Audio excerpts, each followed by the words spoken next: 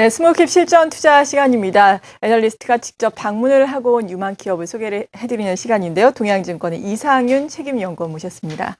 안녕하세요. 네, 안녕하십니까. 네, 유망하게 본 기업 어떤 곳인가요?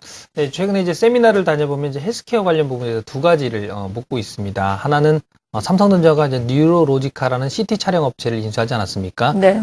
그런 것들 마찬가지로 국내 대기업들이 탐낼 만한 회사들, 헬스케어 업체들이 어떤 것들이 있냐라는 질문하고요. 근데 사실은 결론부터 말씀드리면 뭐 대기업들이 국내 기업을 인수할 만한 업체들은 상당히 제한적이다. 그리고 이미 몇몇 업체들은 투자가 기투자된 상태이기 때문에 그런 효과는 단발성이 그칠 거다라고 보고 있고요.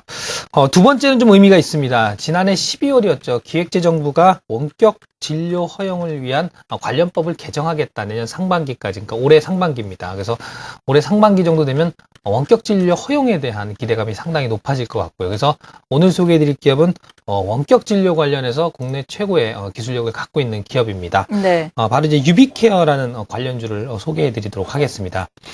유비케어는 국내 1위의 EMR 업체입니다. 전자의무기록이라고 하는데요. 전자차트라고 보시면 될 것 같아요. 우리가 이제 병원이라든가 동네 의원, 약국에 가면 역시 이제 환자를 진료하고 뭐 수납도 하게 되고요. 거기 관련된 전부 다 관련 통합 경영 관련 소프트웨어다라고 보시면 될 것 같은데 그쪽 관련 EMR 부분 국내 1위 업체다라고 보시면 될 것 같습니다. 대표적인 제품으로는 의사랑이라는 제품이 있고요. 말씀드린 대로 환자 접수, 뭐 진료, 검사, 청구, 수납 같은 통합 의료 관련 서비스다라고 보시면 될 것 같습니다.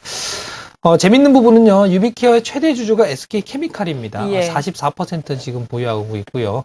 그래서 SK그룹과의 관련 헬스케어 관련 시너지가 본격화되는 원년이 될 수 있다라는 기대감에 관심을 좀 가져야 될 것 같습니다. 네, 그렇군요. 유비케어에 대해서 오늘 도움 말씀을 주셨는데 앞서 말씀해 주신 것처럼 SK그룹에서 또 투자를 했습니다. 삼성 같은 경우에는 인피니트 헬스케어 인수 기대감이 지금 부각이 되면서 오늘은 비록 조금 하락은 하고 있지만 어제 또 가격 제한폭까지 올랐거든요. 이러한 부분들 또 유망하게 봐야 할 부분이라는 점 우리가 판단을 해보면 좋을 것 같고요. 관련 시너지는 SK그룹에서 지금 투자를 했다라고 앞서서 말씀해 주셨는데 어느 정도까지 창출이 될까요? 네, 뭐 SK케미칼이 최대 주주이기 때문에 역시 SK그룹의 헬스케어 전반적인 전략, 포지셔닝을 좀 잘 보셔야 될 것 같은데요. 뭐 SK그룹은 SKT 중심으로 헬스케어를 하고 있습니다. SKT의 헬스케어 부분만을 이제 별도로 사업팀을 꾸려서 본격적으로 드라이브를 걸겠다라는 야심찬 계획을 밝히고 있는데요. 아직까지 유비케어 부분은 지난해까지 뭐 걸음마 단계였다라고 보면요. 올해는 뭐 뛰기를 위한 뭐 자기 혼자 걷기를 위한 도약의 단계다라고 보시면 될 것 같아요. 그래서 내년에는 거대한 잠재 시장에서 중국 시장까지 SK그룹과 같이 나가겠다라는 당찬 포부도 가지고 있고요.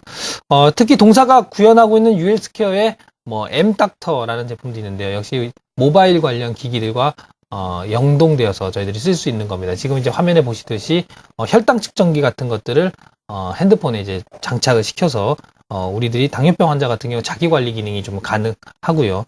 또 이런 홈 헬스케어 쪽입니다. 가정용 컴퓨터하고 홈 헬스케어 전용 패드들을 연결해서 각 지역에 있는 주치의와 자기의 건강을 함께 나눌 수 있는 그런 유헬스케어 관련 법만 통과된다면 이런 것들이 다 빠르게 상용화될 수 있을 것으로 기대하고 있기 때문에 네. 상당히 좋다라고 보고 있습니다.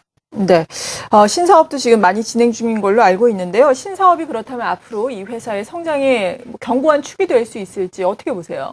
네, 아직까지는 그렇다, 라고 말씀드리기는 앞서지만, 역시 이제 비전 좋은 신사업들을 많이 갖고 있다라고 말씀드릴 수 있을 것 같아요. 특히 이제 유전자 분석 시장 같은 경우는, 유한양행도 테라제니텍스라는 부분에 200억이나 투자해서 관련 전망 시장은 상당히 밝게 보고 있는데요. 네. 역시 이제 동사도 SK케미칼 그리고 DNA 링크와 관련해서 관련 유전자 분석 서비스를 어떻게 마케팅할지 지금 런칭을 준비 중인 것으로 파악되고 있기 때문에 이런 부분에 대한 시너지도 나타날 수 있을 것 같고요.